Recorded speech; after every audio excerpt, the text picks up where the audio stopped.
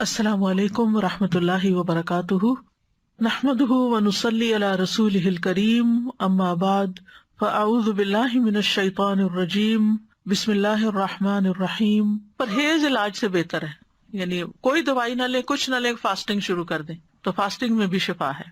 اور پھر دعائیں، آیات، سب سے بڑھ کر سورۃ الفاتحہ جس کا نام یہ شفا ہے، سورۃ الفاتحہ سے علاج کریں۔ خارجہ بن سل تمیمی اپنے چچا سے نقل کرتے ہیں، ایک مرتبہ وہ رسول اللہ صلی اللہ علیہ وسلم کی خدمت میں حاضر ہوئے۔ جب واپس جانے لگے تو ایک قوم کے پاس سے گزرے جن کے ہاں ایک مجنون آدمی تھا، یعنی اس کا ذہنی توازن ٹھیک نہیں تھا۔ اسے انہوں نے لوہے کی زنجیروں سے باندھ رکھا تھا۔ اس کے اہل خانہ کہنے لگے، ہمیں معلوم ہوا کہ تمہارا یہ ساتھی یعنی نبی صلی اللہ علیہ وسلم کو خیر لے کے آیا ہے، وہ خود نہیں ہوں گے مسلمان، نہیں پتا ہوگا، تو کیا اس کے پاس کوئی ایسی چیز ہے کہ جس سے علاج کیا جائے اس کا؟ وہ کہتے ہیں کہ میں نے سورۃ فاتحہ پڑھ کر دم کیا تو وہ ٹھیک ہو گیا۔ یقین اصل چیز ہے نا، کہ یقین کتنا ہے۔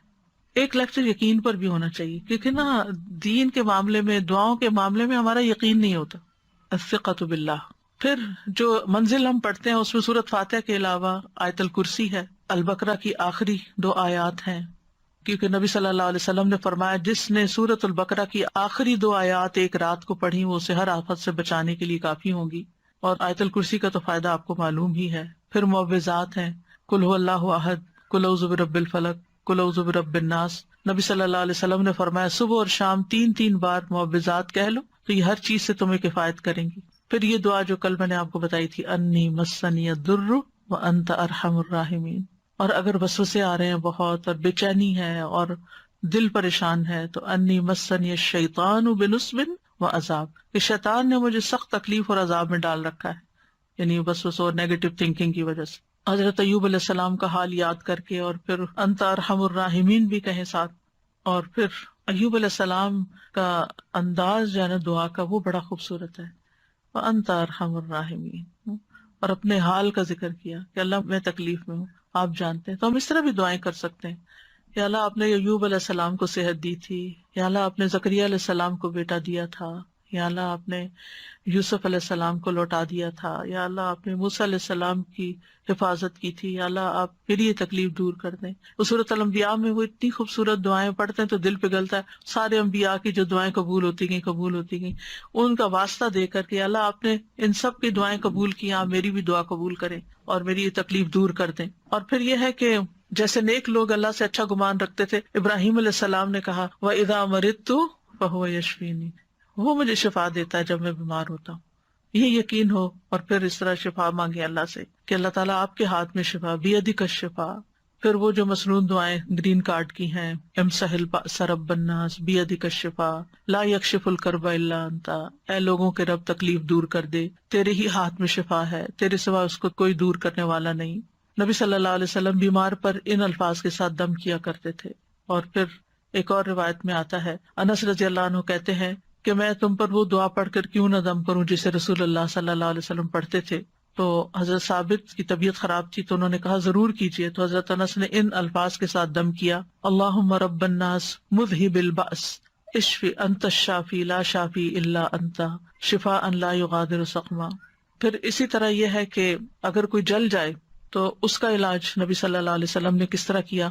ایک خاتون کہتی ہیں کہ میں حبشہ سے واپس آ رہی تھی، مدینہ سے کچھ فاصلے پر تھی تو کھانا پکانا شروع کیا، لکڑیاں ختم ہوئی تو لکڑیوں کی تلاش میں نکلی تو بچے نے ہانڈی اپنے اوپر گرا لی اور وہ بازو پہ گر گئی اور وہ جل گیا۔ تو وہ پھر لے کے نبی صلی اللہ علیہ وسلم کی خدمت میں حاضر ہوئی، کہا اللہ کے رسول صلی اللہ علیہ وسلم میرے ماں باپ آپ پہ قربان، یہ محمد بن حاتم ہیں اور ان کے ساتھ یہ ہوا ہے۔ تو آپ نے اپنا لعاب دہن ڈالا اور سر پہ ہاتھ پھیرا اور برکت کی دعا کی، اور اس جلی ہوئی جگہ پر لعاب دہن ڈالتے جاتے تھے اور ساتھ یہ دعا پڑھتے تھے، اذہب البأس رب الناس واشفی انت الشافی لا شفاء الا شفاؤک اشفی شفاء لا یغادر سقما۔ اور پچھلے دنوں ایک پوسٹ آپ نے بھی شاید دیکھی ہو جس میں وہ کوئی حکیم یا طبیب ایسی ریکمینڈ کرتا ہے کہ اگر کوئی شخص صبح کے وقت اپنا پہلا لعاب اپنی آنکھوں کے اندر لگاتا ہے تو اس کی آنکھوں کی بینائی تیز ہو جاتی ہے اور بیماریاں دور ہوتے ہیں۔ بہرحال لعاب کے اندر بھی اللہ نے شفا رکھی ہے۔ اور پھر اسی طرح خود کو تکلیف ہو، اور یہ تو میں نے بہت دفعہ آزمایا ہے کہ درد کی جگہ پر ہاتھ رکھ کے انسان 3 دفعہ بسم اللہ پڑھے اور 7 دفعہ اعوذ بعزت اللہ وقدرتی من شر ما اجد واحاذر. بہت ہی خوبصورت دعا ہے اور بہت جلد تکلیف دور ہوتی ہے. خاص طور پہ اگر گھٹنوں وغیرہ میں تکلیف ہے تو آپ ان کو کلونجی کے آئل سے رب بھی کرتے جائیں اور یہ دعا پڑھتے جائیں تو انشاءاللہ ٹھیک ہو جائیں گے. پھر اسی طرح اگر کہیں پھوڑا پھنسی ہے چھوٹا موٹا تو اس پر نبی صلی اللہ علیہ وسلم یہ دعا پڑھتے تھے، بسم اللہ تربت اردنا بریقت بعدنا لیشفی بہ سقیمنا باذن ربنا. اللہ کے نام کے ساتھ ہماری زمین کی مٹی، یعنی جس زمین پہ انسان رہتا ہے وہیں کی مٹی لے سکتا ہے اگر مدینہ کی مٹی نہ ہو. ہمارے رب کے حکم سے ہم میں سے بعض کے لعاب کے ساتھ ہمارے بیمار کو شفا دی جائے. یعنی وہاں پر کوئی بڑی بڑی فارمیسیز نہیں تھی، کوئی اور علاج کے لیے ہاسپٹل نہیں تھے، تو یہی چیزیں جو تھیں نبی صلی اللہ علیہ وسلم نے عملاً کر کے دکھائیں اور لوگوں کو فائدہ بھی پہنچا. تو نبی صلی اللہ علیہ وسلم کسی کے جسم پر کوئی پھوڑا، کوئی زخم، کوئی تکلیف ہوتی تو لعاب کے ساتھ مٹی لگا کے اس جگہ پر لگا دیتے تھے. اور راکھ کا لگانا جو ہے، آپ صلی اللہ علیہ وسلم کو جب جنگ احد میں آپ کو تکلیف پہنچی تھی تو حضرت فاطمہ نے چٹائی جلا کے اس کی راکھ جو تھی وہ وہاں لگا کے تو پٹی کی تھی، تو اس میں بھی اللہ تعالیٰ نے شفا رکھی ہے. اور پھر اسی طرح تکلیف اور پریشانی کے وقت کی جو عام دعائیں ہیں وہ بھی پڑھنی چاہیے. یا حی یا قیوم برحمتک استغیث اللہ اللہ ربی لا اشرک بہ شیئا. پھر اسی طرح لا الہ الا انت سبحانک انی کنت من الظالمین. پھر نبی صلی اللہ علیہ وسلم جب کرب اور تکلیف اور پریشانی اور بے چینی ہوتی تھی اس وقت پڑھتے تھے لا الہ الا اللہ العظیم الحلیم، لا الہ الا اللہ رب العرش العظیم، لا الہ الا اللہ رب السماوات ورب الارض ورب العرش الکریم. یعنی عرش سب سے بڑی چیز ہے نا مخلوقات میں سے، تو اس کے رب کا واسطہ دے کر پھر دعا کرتے تھے. پھر اسی طرح عافیت کی دعائیں بھی مانگنی چاہیے کہ اللہ تعالیٰ بیماریوں سے محفوظ رکھ، خاص طور پر جب کوئی وبا وغیرہ پھیلی ہو یا آپ کسی بیمار کو دیکھیں یا ہاسپٹل میں جائیں یا کسی کی تیمارداری کرنے جائیں. ویسے بھی صبح شام 3 دفعہ اللہم عافنی فی بدنی، اللہم عافنی فی سمعی، اللہم عافنی فی بصری، لا الہ الا انت. پھر اللہم انی اعوذ بک من زوال نعمتک وتحول عافیتک وفجاءۃ نقمتک وجمیع سخطک. اے اللہ بے شک میں تیری پناہ لیتا ہوں اس بات سے کہ تیری دی ہوئی کوئی نعمت مجھ سے چھن جائے اور تیری دی ہوئی عافیت پلٹ جائے اور کوئی ناگہانی عذاب آ جائے، اور میں تیری تمام ناراضگیوں سے تیری پناہ لیتا ہوں. اور پھر اللہم انی اعوذ بک من جہد البلاء ودرک الشقاء وسوء القضاء وشماتۃ الاعداء. اے اللہ بے شک میں تیری پناہ مانگتا ہوں سخت مصیبت، بدبختی لاحق ہونے، بری تقدیر اور دشمنوں کے خوش ہونے سے.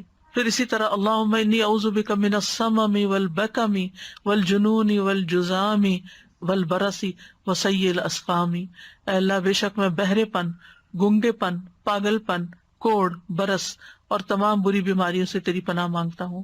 اور پھر اللہم انی اعوذ بک من الہم والحزن والعجز والکسل والجبن والبخل وغلبۃ الدین وقہر الرجال. اخلاقی بیماریوں سے، روحانی بیماریوں سے نجات. اے اللہ میں تیری پناہ مانگتا ہوں دکھ، غم، عاجزی، سستی، بخل، بزدلی، قرضداری کے بوجھ اور لوگوں کے اپنے اوپر غلبے سے. پھر اعوذ بکلمات اللہ التامات من شر ما خلق. ہر طرح کے شر سے اللہ تو مجھے بچا لے. جہاں بھی انسان جائے، کسی شہر میں جائے، کسی جگہ پر جائے، پلین میں ہو، کہیں پر آپ انٹر ہو، بینک میں، اسکول میں، تو 3 دفعہ اگر آپ یہ پڑھ لیں کوئی چیز آپ کو نقصان نہیں دیتی. کیونکہ انسان کو ڈر ہوتا ہے نا کہ یہ وائرسز ہوں گے، اور خاص طور پر آج کل کے سیناریو میں. پھر اعوذ بکلمات اللہ التامات من کل شیطان وہامۃ ومن کل عین لامۃ. یعنی لوگوں کی گیدرنگ میں جائیں، آپ کو ڈر ہوتا ہے کہ نظر نہ لگ جائے، کوئی اور اسی طرح کی چیز. یہ دعا بھی بہت فائدے کی ہے، ویسے بھی پڑھنی چاہیے. اور پھر شیطانی وسوسے سے اگر بہت نیگیٹو تھنکنگ ہو رہی ہو اور بہت برے برے خیالات آ رہے ہوں، کسی کے بارے میں کوئی بات بہت بری ستا رہی ہو، تو اعوذ بکلمات اللہ التامات من غضبہ وعقابہ وشر عبادہ ومن ہمزات الشیاطین وان یحضرون. خاص طور پہ برا خواب آنے کے بعد اگر دل پہ بار بار پریشانی کا خیال آ رہا ہے، بار بار آ رہا ہے، تو اس کو بھی جھٹکنے کے لیے یہ دعا پڑھی جا سکتی. تو اللہ تعالیٰ محفوظ رکھیں گے.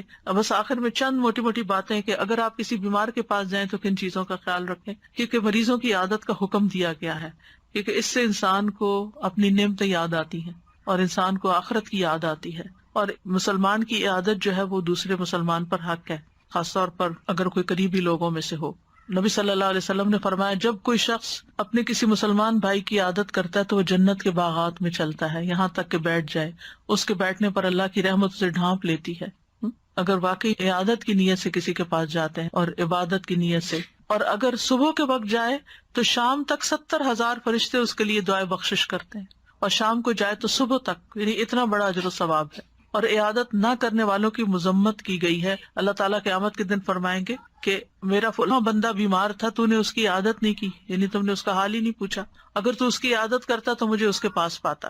عیادت کرتے وقت اسے اجر کی خوشخبری دی جاتی ہے، اور مریض کو دعا دے کر خوش کریں، ہو سکے اس کو دم کر دیں اور دعا کا کارڈ دے دیں، کوئی بھی ایسی چیز اس کو بتائیں کہ یہ بیماری اس کے درجات کی بلندی کا ذریعہ، اچھی باتیں کریں، حوصلہ افزائی کریں، غم گساری کریں۔